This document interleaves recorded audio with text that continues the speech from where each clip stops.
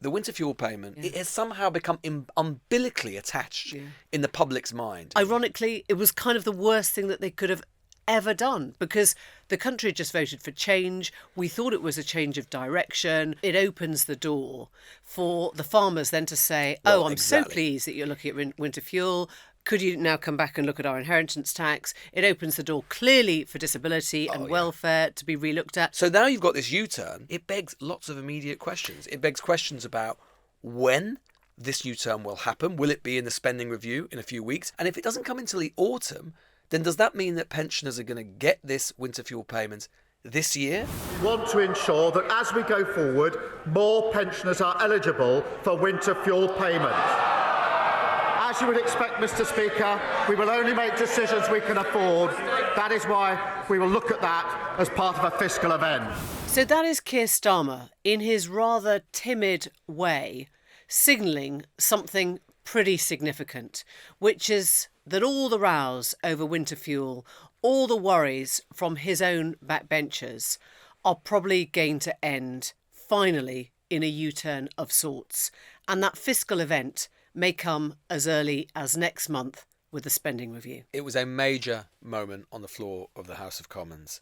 And indeed it has left some wondering, including some of Starmer's own MPs, what other U-turns on other unpopular government measures might be about to come as well, including an MP we've been speaking to on the show today. I don't think that the first 10 months in government has been good enough. I think that's what I would say to that. I think that we absolutely do have to change course, and we've got to improve people's living standards. Welcome to the News Agents. It's Lewis. It's Emily. And just to take you back to the moment that policy was made in July of last year, it was one of the first things that we saw the new Chancellor Rachel Reeves commit to. Labour removing payments worth up to £300 a year from what amounted to almost 9 million pensioners.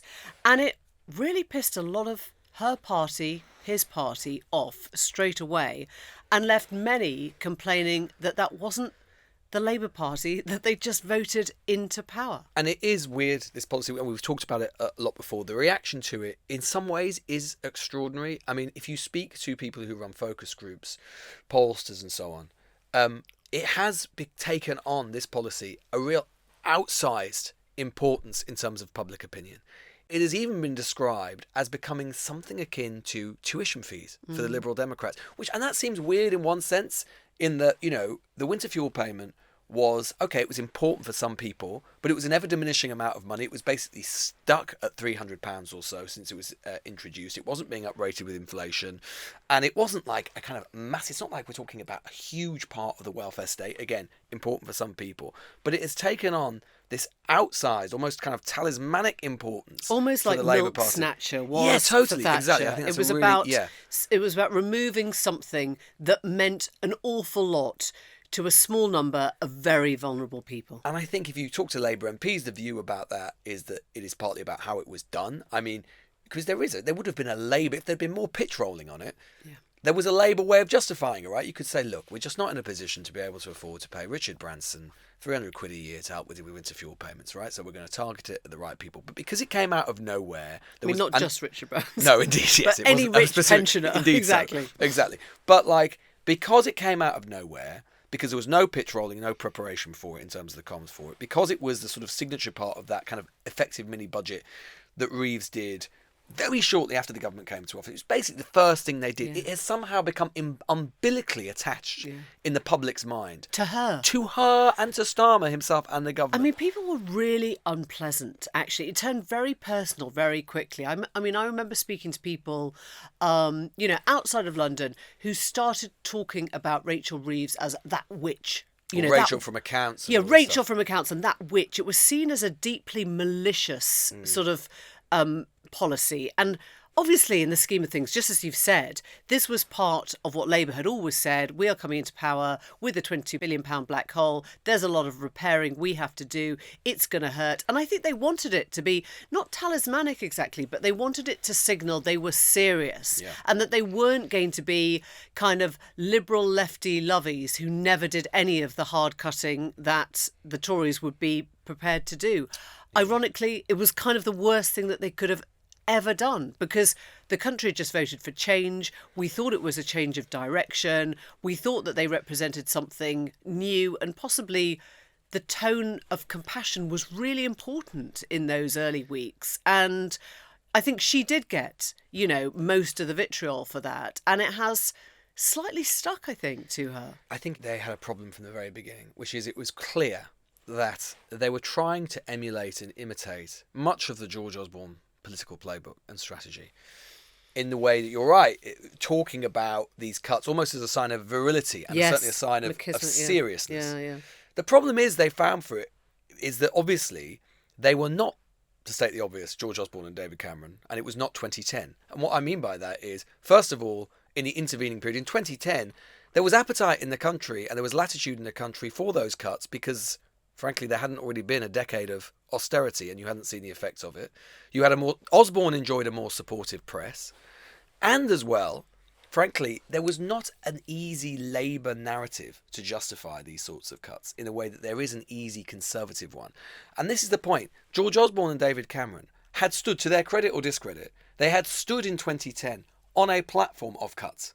They had said and tarnished the Labour Party as having overspent whilst in office. Nobody is suggesting that the Conservatives overspent whilst in office. Exactly. So there was a political narrative, there was a political story, and they had the actual legitimacy to do it because they had stood and received, to some extent, a mandate for it. Indeed, in standing on that cuts message, it probably cost them the majority in 2010. But nonetheless, what it did is it kind of gave them an armour plating in terms of a mandate and a justification for what they're doing. And as you say, Emily, it was part of their overall political story. That's very hard. Cuts to pensioners, almost whichever way you cut it, is a difficult thing for a social democratic government to do or for a centre-left government to try and do, particularly, as I say, it came out of nowhere. So now you've got this U-turn, and I think the big question is kind of now how politically wise it is to do it, or at least to do it in this way now at this PMQs, because, of course, it begs lots of immediate questions. It begs questions about when this U-turn will happen. Will it be in the spending review in a few weeks? He talks about a fiscal event. Technically, a fiscal event is a budget. That wouldn't come until the autumn. And if it doesn't come until the autumn, then does that mean that pensioners are going to get this winter fuel payment this year? Or will it not be until 2026? I think he has to. I mean, what's interesting about the exchange today, and we'll play you some of this, is he's asked by one of his own backbenchers first up about winter fuel. And he basically gives the answer there in his very sort of timid way. And Kemi Badenoch then starts her questions and doesn't seem to have heard it, because she then asks again, and then we get a slightly more full-throated response, which leaves no doubt that it's coming. Now, I mean, you're totally right that if you think about a fiscal event, you think about October in the budget. I cannot see any way in which you signal something in May that isn't going to come in, particularly if it's a U-turn. How on earth would you sort of say, yeah, it's coming, but it's not coming till October? I think it has to come in June. And I guess the question is, it doesn't make any difference to the budget now, does it? Because a winter fuel payment presumably comes. I don't know this. Does it come before winter? I mean, it comes just before winter. Yeah. So there you go. They should get so it you in the might autumn. as well get the political credit for doing it now in June, because you're not going to have to touch your own coffers until much later in the year anyway. Yeah, I mean, there's so many ironies to this whole thing. I mean, first of all, obviously, Labour MPs, if they were going to U-turn, obviously would have far rather it taken place 6 months ago. Yeah. Last in week, winter. Yesterday. Yes, indeed. Never happened at all. So at this point now, there is a question, I suppose, at the extent to which how much political credit they will get from doing it. It will probably... This whole debacle might end up costing the Treasury money, because one of the things the government was trying to do to kind of try and suggest that this wouldn't be as bad and try and ameliorate the whole thing was to get more pensioners to sign up for pensioner credit and therefore would be eligible for the payment. Well, that's been quite successful, so that's going to cost the government money, and they're going to have to restore the winter fuel payment to begin with. So the whole thing will definitely end up costing the Treasury money. And presumably then it opens the door for the farmers then to say, I'm so pleased that you're looking at winter fuel. Could you now come back and look at our inheritance tax? It opens the door clearly for disability and welfare to be relooked at. It may even open the door for businesses to start talking about the NIC contributions, which I think we now recognise are pushing up inflation, or at least inflation has gone up today, and the link that Kemi Badenoch was making was that had all come from Labour's budget. I think it is worth playing you the exchange between Kemi Badenoch, who asks that question again, and Keir Starmer's response. You can hear that in full. I'm going to ask him a simple question. It only requires one word, yes or no. Is he planning to U-turn on winter fuel cuts? Yeah. Yes. Prime Minister. Mr. Speaker, I made clear in my earlier answer that as the economy improves, we want to take measures that will impact on people's lives, and therefore we will look at the threshold, but that will have to be part of a fiscal event. But, Mr. Speaker, they lost control of every element of the economy. I don't think Keir Starmer realises that he has this really clear verbal tick, which is as soon as he goes, his voice. Yeah, well, but it's the which says, I'm not going to lie here, and the answer is yes, but I can't quite say it straight.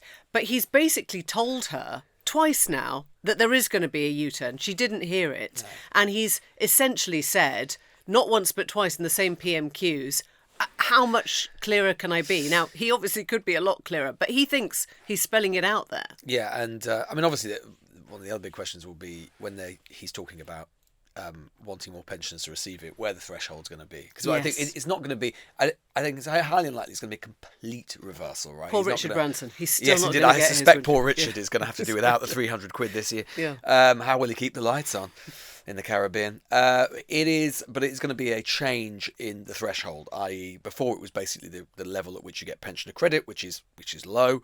And that they're going to try and find some Goldilocks, but of course that will still mean that some people won't get it, and there'll still be political pain, and people will inevitably still complain about it.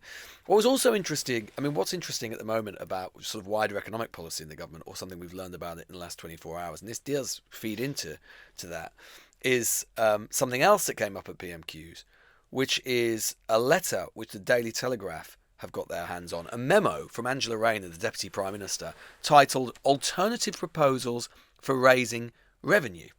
And this was apparently a letter which she sent to the Chancellor, Rachel Reeves, a few months ago, which basically outlines something which has actually been completely lacking from the Labour government or the Labour Party in general these last few months, which is an alternative, as Tony Benn would have once described it, an alternative economic strategy, or a set of alternative economic proposals, basically anchored in significant increases over potentially, she's saying, billions of pounds worth of increases in tax rises, largely on the wealthy, although not exclusively, also on lots of savings rates and all sorts of other things. This was obviously ignored by Rachel Reeves and the Chancellor, but the fact that this letter has emerged in one way or the other, because it was sent in March, so the Chancellor's obviously ignored it, but nonetheless interesting that this letter should emerge now. Kemi Badenoch did mention it in the House of Commons to Starmer. This was their exchange. Mr. Speaker, he needs to stop whining about what the last government did and look at what he is doing. He is the Prime Minister. Look at the numbers this morning. As if inflation figures weren't bad enough, we've also learned that the Deputy Prime Minister is on manoeuvres. He's lost control of the economy. He's lost control of his cabinet. She's sitting there staring at me. She knew exactly what she was doing when she briefed that into the papers. She is demanding, Mr. Speaker, 8 new tax rises, as if we haven't suffered enough. People out there are struggling. And I think it's fair to say that Rayner is more on the redistributive side of the party. In other words, she imagined, or she wrote about tax rises to the rich, those paying the highest rates already, and she wanted to reform some of the taxes around pensions and indeed raise the levels on corporation tax to banks. And I love this line, which comes from Treasury insiders, which says they made clear that although Reeves welcomed contributions from cabinet colleagues, she was the one to decide policy on tax and spending. For anyone who listened to our interview with Ed Davey yesterday, where we asked about Nick Clegg's interventions, it's the same line. It's like, I love hearing from all my cabinet colleagues. In other words, please off and let me do my job. And this is what I think today is an interesting day of firsts in one way. The first U-turn, serious U-turn we've seen from the government. Actually, they've been pretty ironclad in terms of their will on all of these matters. As you say, Emily, it opens up a suite of questions on potential other U-turns. I think most notably of all around personal independence payments, because that vote will be coming up in June, and disability benefits. But also, one of the things that has been a strength for the government has been a sense that again, to quote Tony Benn, one of the most powerful phrases in politics, Tina, there is no alternative, i.e. that there has not been an alternative. There's not been an alternative economic prospectus from within the cabinet or within the Labour Party that was being seriously talked about. To me, what I'd worry about if I was Starmer, this is obviously, whoever's leaked this, let's assume for the sake of argument, it's someone from Rayner's team who is clearly just, she's widely fancied in a sort of Keir Starmer under a bus scenario. She will be widely fancied to take over as Prime Minister and as Labour leader. She's clearly flying a kite. And what she's saying, or someone in her team is saying, is maybe there is an alternative here. And with a big spending review coming up in a few weeks' time, inflation at 3.5% today, which will make Rachel Reeves' job harder in terms of spending commitments and so on, and benefits potentially over the long term, then it is important that there is someone or something in the Labour Party saying maybe there is another way here. And that shows that there is fractiousness within the Labour Party, which is really starting to emerge in a serious way. And I guess the question now is because this is Starmer's problem, ultimately. Does he bat down his deputy, or does he allow that to become a more viable thought process in terms of where the economy goes, right? And we're going to watch now and see who's he backing. Is he backing his Chancellor? Is he backing his deputy? Or will he just say there's nothing to see here, move on? Well, he's not going to want to tolerate any sense that there is an alternative economic strategy or set proposals. And indeed, there's lots of speculation at the moment about an upcoming reshuffle where maybe some of Rayner's allies on, broadly speaking, what you could call the soft left of the Labour Party might be removed, or indeed maybe even her department, her responsibilities could be lessened as well. So it's an interesting kind of subplot at the moment, the sort of Starmer-Rayner relationship. There is disquiet on the Labour backbenchers that as we've talked about. A little bit earlier on, I caught up with an MP, he's a new MP, elected in 2024, Brian Leishman, Scottish Labour MP, who is emerging, I think, as something of a standard bearer for what is left of, not the Corbynite left, but certainly the sort of soft left of the Labour Party on Labour backbenchers. This is our conversation. Well, we're joined now by Brian Leishman, who Labour MP, was elected last year, MP for Alloa and Grangemouth. Brian, thanks so much for coming in and meeting in person. Thanks for having me on. You were on the way here, so you weren't in the chamber, so you won't have heard, but the Prime Minister has said that they're going to be looking at the threshold on winter fuel. It's all but confirmed that there is going to be a U-turn of whatever degree of magnitude it is, but there is clearly going to be a U-turn on winter fuel. What's your reaction to that? Initially, without knowing the nuts and bolts and full details, I welcome it. It's the right thing to do, because I've been out campaigning in Scotland. We've got a Holyrood by-election, and it's been coming up on the doors. Winter fuel, lots of topics have been, but certainly the winter fuel payment, that's been a consistent one on the doors. And what are people saying to you about it? People are unhappy. They disagree with it, and they're right to. Scottish Labour's position back home is that they would reinstate it, which is the right thing to do. So that's good news today. In terms of what it's going to be, what sort of change would you like it to be? A complete, total, or would you accept that there should be some degree of means testing for the richest pensioners? Ideally, I think this is then going to be a beautiful segue into something that we're going to talk about, is about taxation as well. As I would like, ideally, everyone to receive it, the full reinstatement. Even the richest pensioners? Well, I think the way that we can guarantee that everyone that gets it, that needs it, is to make it universal. And I would like to see that we want to try and build that sort of caring, compassionate society, a caring and compassionate UK. And we've got to look after our older people. And yes, I would like to see full reinstatement. Would you like them to just get on with it rather than messing around until I want to see lots of action. Less talking, more action. And of course, inevitably, now we've had this U-turn, attention will turn to PIP, personal independence payments, and the proposed £5 billion worth of welfare reduction. Presumably you would like to see some changes there as well. Absolutely. I've been very vocal from the moment it was announced, really, that what we're doing, or what we're proposing to do, is completely wrong. It's the opposite of Labour Party values, and it's the exact opposite of that caring and compassionate UK that we really should be striving to build.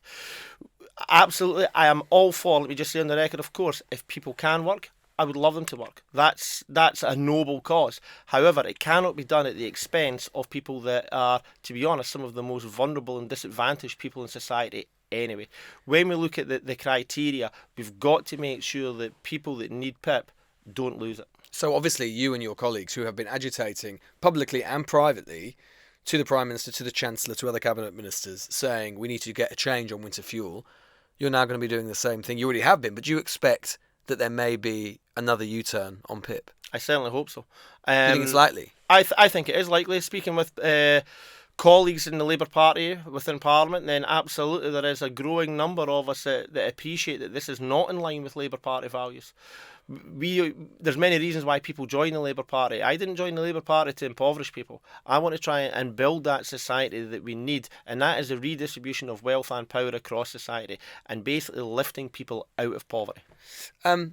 Let's talk about the wider tax changes you just mentioned. This obviously comes in the wake of this leaked letter from the Deputy Prime Minister, Angela Rayner, to the Chancellor, Rachel Reeves, basically suggesting an alternative economic strategy or policy, or at least a substantial series of tax changes, saying that the Chancellor should be looking at increasing taxes quite substantially rather than moving towards further departmental cuts and so on. Would you support that strategy? Absolutely. Again, something that I've been campaigning on in my 10 months, or just over 10 months as an MP, is an annual wealth tax. Now, there's a lot of people that will think taxation, we're not going after ordinary working people.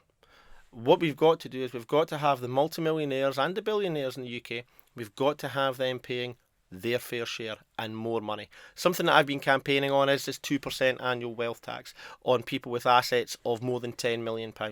Now, that would generate in the region of about £24 billion per annum. We can do an awful lot of good in trying to equalise society with that. As you know, many economists will say that it's very difficult to forecast revenues from wealth taxation. And where it's been tried, there has been examples of capital flight. And people will say there's capital flight going on right now as a result of non-dom changes and so on. Well, and then you can't tax wealth or income which is no longer in your country. Well, what I would say to that one, there's certainly, when we look at, say, the capital flight as well, as when you speak to organisations such as Tax Justice UK and Patriotic Millionaires have polled multimillionaires in the UK. And there is about 65% of multimillionaires in the UK that want to spend, basically want to contribute more and try and equalise things and make Britain the country that we want it to be. And when we look at, say, capital flight as well, as it's very easy to say, oh, they'll just up sticks and leave, but history shows that that's not been the case. And how we would do that is, sometimes, what we would do there as well is, and where countries like France failed by making it very broad. I think they targeted something like 343,000 households. What we'd be doing with £10 million worth of assets and more is targeting a very small amount of people, approximately 20,000 people in the UK, to pay more money. And the fact that clearly, I mean, the Chancellor ignored these suggestions. There has been great resistance to them from the top of government. What do you think it says about the fact this letter has ended up in the public domain? Someone's leaked it. Well, what I would say is, to touch on what you said there, right at the start of the conversation there about winter fuel, it shows that times can change, attitudes can change, pressure from within and pressure from out with the party can basically change the culture of the party and the culture and the actions of a government. We've seen that today with winter fuel. It can certainly, if there's enough public opinion and people shouting about it outside Parliament and inside Parliament as well, as then we can change course and we can actually build the country that we need to build. So the Deputy Prime Minister has your support in arguing for these changes? Absolutely. Yeah, of course. And you're disappointed that the Chancellor ignored them? I think it's quite clear and honest of me to say that I'm disappointed. For example, yesterday in Treasury questions, I raised it, I bobbed, got a topical right at the end, last question. I asked the question and I didn't get the answer that I'm looking for, but I continue to ask the question. Would you like to see a new Chancellor? I would like to see a change in course. The personnel, the players on the pitch, I'm not going to comment on. I just want to see a change in tactics. Is this not about the leadership of the Labour Party in one form or another? I think it's about the values of the Labour Party. The values of fairness, equality, building the country that we need to do, that the country needs, that, to be honest as well, that the electorate last July voted for. We voted for change as a nation, and we've got to get about setting positive change. And the big thing to do that for me is, and this also, you can tie this into the wider political discourse in the country about the rise of reform. We beat reform, we beat every other opponent if we do one thing: improve people's living standards. That's what the government has to be judged on. That's what Morgan McSweeney says. Yes, but how do we do that though? We've got to close the rampant inequality that we've got in society. If we look at the last 14 or 15 years, we have seen three things happen. Number one, austerity, impoverishing communities the length and breadth of the country. Then we saw a global pandemic where wealth inequality accelerated to an incredible rate. And then thirdly, we're still feeling the effects of a cost of living crisis. Do you think that the way that government is behaving at the moment, its policies at the moment, are they sufficient to see off the reform threat? No. I think it would be silly for me to say that it is when we look at what happened in Runcorn. So you think if they continue on this current course, Farage is on course for victory, or for I don't know about overall victory, but what I will say certainly is, as well, is if we want to be the change that this country demanded last July, we've got to change course. And there was a lot of speculation that there is a reshuffle coming, and in that reshuffle, speculation that figures from what is left of the, for want of a better term, the soft left of the Labour Party, certainly not the Blairite right of the Labour Party, might be moved on. Even speculation that Angela Rayner's department could be shrunk, or that some of her responsibilities could be taken away from her. If that what would your reaction be if that comes to pass? My reaction is, as I said, is I'm not going to comment on the personnel. What I want to see is a change in tactic and actually go about proper Labour Party values of redistributing wealth. Do you think the Cabinet is currently sufficiently representative of the whole Labour Party? I don't think that the first 10 months in government has been good enough. I think that's what I would say to that. I think that we absolutely do have to change course, and we've got to improve people's living standards. Brian, thanks so much for coming in. Thanks for having me on. Right, coming up, another big political story which has been rumbling away for a few weeks. What is going to happen with the way this government deals with prisoners and the sentencing review which is going on? We've got an exclusive story coming up just after this. Well, we promised you an exclusive, and we have Aggie Chambre, who is LBC's political correspondent and, as we say, friend of the newsagents, friend of the podcast. We need them. We do. Wherever we can find them. Yes. Better than enemy of the podcast. Yeah, we're keeping you we've there. got plenty of those, don't worry. Don't worry, just open Twitter.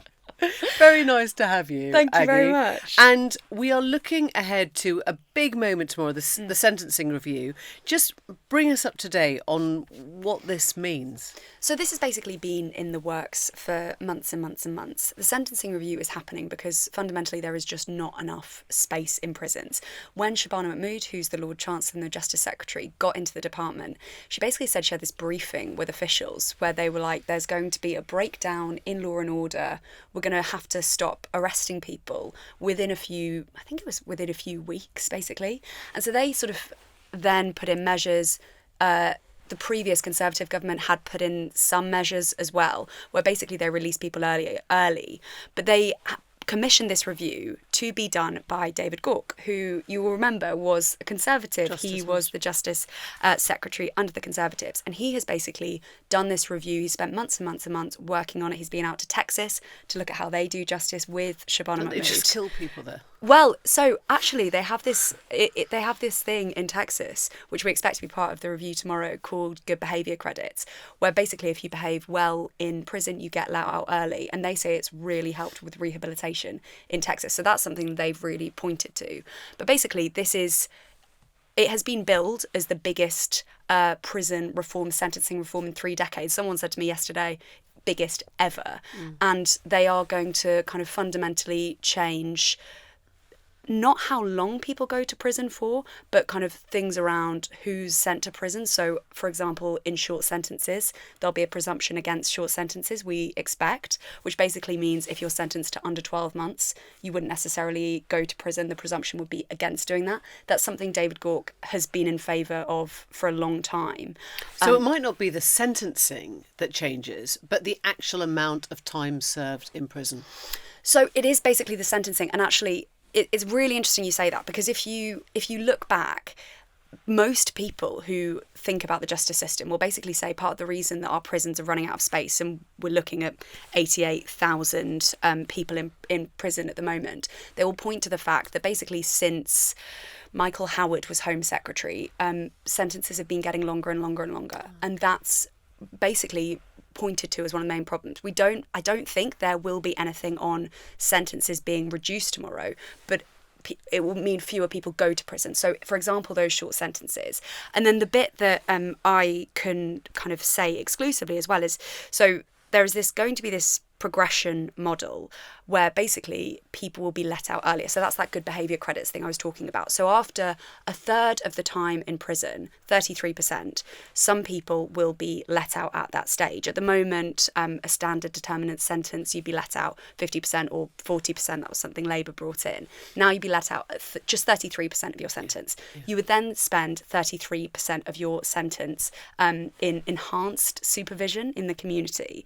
And then you would spend the final third of your sentence basically not really on probation anymore. And this is the bit that I basically am able to report. So the second third of your sentence, if you then get recalled, so you break the supervision licensing, you would then go back to prison for a set number of days, 56 days. That's a change. And then the final bit, there basically won't be recall. So if you're still serving your sentence, you could break your licensing conditions, but you wouldn't go back to prison. So that doesn't mean that you wouldn't be able to go back to prison if you committed another crime. If there was another charge, you would go back to prison. But that's going to be a pretty big change in terms of people no longer being recalled in that final bit of their sentence. So you can break the rules again, break the law again, and break the terms of your condition, and you end up going back. There's no possibility of you going back to prison. So I can't see that being politically contentious at all. Well, it's all going to be politically contentious. But basically, if you committed another crime, then you would. Yes, but in terms of your licensing condition, no, we don't think you will be. So just talk us through. What would happen? I mean, you're not going to be tagged. Is it going to be like an ASBO tag in that middle section? Yes, I think you will be. So you're tagged. So let's say I was a shoplifter, and after my first initial bit, do they send shoplifters to prison now? There's probably too many, right? So the shoplifters is a really good example of ones that I expect would get fewer than 12 months, so then wouldn't go to prison. But if you broke, for example, an exclusion zone, you wouldn't go back to prison. But then if you had a restraining order out against someone, you broke that restraining order, that would probably be another charge. So that probably would mean you go back to prison. But I've spoken to people about this, and they said that example is a real grey area. I suppose look, there have been people. These are three different crimes, right? The shoplifting. What's the exclusion zone one? So that might be part of your licence conditions, that you wouldn't go within an exclusion zone or something. There have been people who have argued for a long time, right, that the current sentencing structure doesn't work, and that therefore it's needed a review. I suppose what's politically and going to inevitably be politically difficult, whatever the rights and wrongs of that, is that it is very hard to get away from the suspicion, right, that a lot of this is being driven by contingency. It's being driven by a requirement to simply send fewer people to prison because we just don't have it's a failure. Institutional structure. It's exactly. It's not progressive policy. Yeah. It's just a failure of capacity. That if we had that capacity, they wouldn't be doing this. Now, maybe some will argue that they would in one form or another, but politically, particularly in terms of the government's opponents on this, it's hard to imagine that they'll find that credible. I think you're completely right, and landed on this tension that there is between people who think that prison should be a punishment, and that the reason for this review is literally because there are not enough prison spaces, which I think is kind of what the government wants to argue. Shabana Mahmood saying overnight that Britain faces the horrible reality of having to release prisoners convicted of serious crimes early to prevent the total and collapse of law and order. Exactly. And saying this is basically from the Conservatives. And then you have other people, and I think David Gauke lands on this side, which is basically successive governments have failed to make the argument for rehabilitation, and how actually, if you look at the stats, if people go to prison for fewer than 12 months, it means that their chances of reoffending are much higher.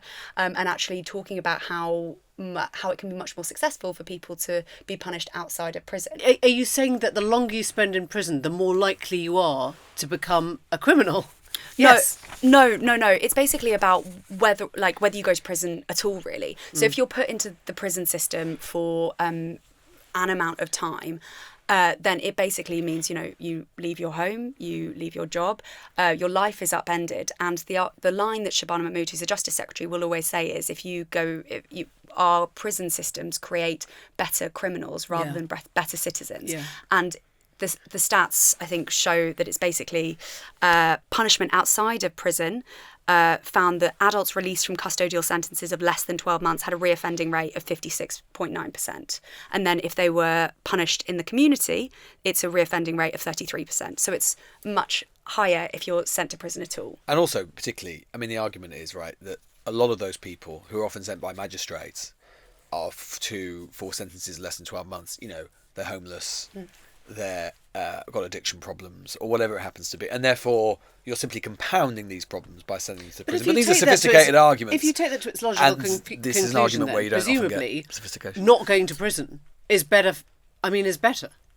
That's the complicated thing, isn't it? If we actually think that prison just creates more criminals or more criminality, then why are we sending people to prison at all? Well, I suppose the argument is I suppose the Gauke type argument will be to say that prisons are clearly essential for people who are a violent risk to others, right? But this is the So is politically that where difficult we're bit. going? It's 12 months. Is it only violent offenders we put them in jail, and everyone else basically has got to be rehabilitated or punished outside? I mean, is that where they're going? I think it depends, as you are both saying, on what the point of prison is viewed to be. Because this is kind of the point I was trying to make about Michael Howard when he was Home Secretary, and I think it was like you're a quarter more likely to go to prison Prison's after work, as he famously Michael said, Howard had been Home Secretary. And it basically was about prison working and believing the point was, it gets these people off the streets, it punishes them. And there is still that argument. Shabana Mahmood basically said that prison works in her interview overnight with The Times. She pointed to those famous words. But it's also punishment. But then they want to ramp up the amount of work you can do in prison as well, so you can have that rehabilitation time in prison. But it is also about, protecting victims as well, because if you don't feel safe if someone's violent, then of course you want them to be in prison. You don't want to meet your perpetrator on the road. And I think that's part of why it has been difficult, if indeed I'm right that they haven't done anything on sentence lengths, to make the argument for people to go to prison for a shorter amount of time. So, people, as I say, have been going to prison for longer and longer and longer as the decades have gone by, but it doesn't sound like they're going to do anything, whereas actually a lot of people would say that is the key to actually unlocking the prison crisis. I think the measures they are going to announce tomorrow will free up 9,500 prison spaces. They've also said separately they're going to create 14,000 new prison spaces by building new prisons. But as I just said, the prison population stands at 88,000. So, but Aggie, is haven't you just sort of you put your finger on? It seems to me, leaving aside the policy, which or whatever is right in policy terms, politically, it seems to me that the problem Labour's going to have is that they're not making this argument from a point of principle, right? If the closest a Justice Secretary has got to the whole rehabilitation agenda was Ken Clarke in the coalition government in 2010, where it's completely opposite to Michael Howard, basically saying, prison doesn't work. It's sort of Einstein's definition of insanity. We're doing the same thing over and over again, expecting a different result. Labour aren't really... I mean, they might sort of get around the edges of that, but what Labour are basically saying is they're being forced into doing this because they have no choice, because it's a capacity problem. And that leaves you open, inevitably, to the politics of people like Reform and Robert Jenrick, who is one of the, what everyone thinks about him, is one of the more effective Conservative communicators at the moment and lights up Twitter and the sort of online right space about justice every single day. That's politically hard, isn't it? Do you get a sense of what their strategy is going to be to deal with that? I think it's really hard, and I think you're completely right to say they are worried about Robert Jenrick. He's actually proved himself to be a pretty good communicator on home affairs, and he will come out fighting, I'm sure. And as you say, as soon as one of these guys is released, they will find him, and if they've committed another crime or whatever it is, you can imagine that Jenrick video is going to get, light up the sort of online right space as he does every single week. And they will. Things will inevitably go wrong with this. And so I think their argument is literally going to be, we are doing this through gritted teeth. We have a capacity problem. This is what we're being forced to do. But we are creating a prison system fit for the future. We're taking responsibility where nobody else did, and blaming it on the Conservatives. But you've heard it so many times. I think we just had it in PMQs as well.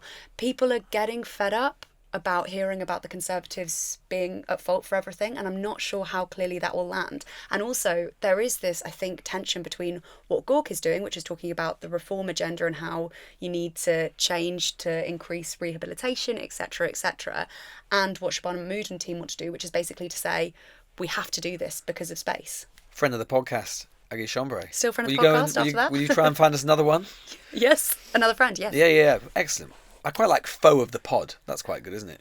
Okay, I don't want to be that. Well, yeah, as I said, we've got plenty of those. Aggie, thanks so much. Thanks, Aggie. Well, on that note, we should tell you the very exciting news that we are expecting David Gork himself, fresh with this sentencing review, on the podcast tomorrow. And we'd love your questions. I mean, not from criminals, not about what will happen to individual sentences.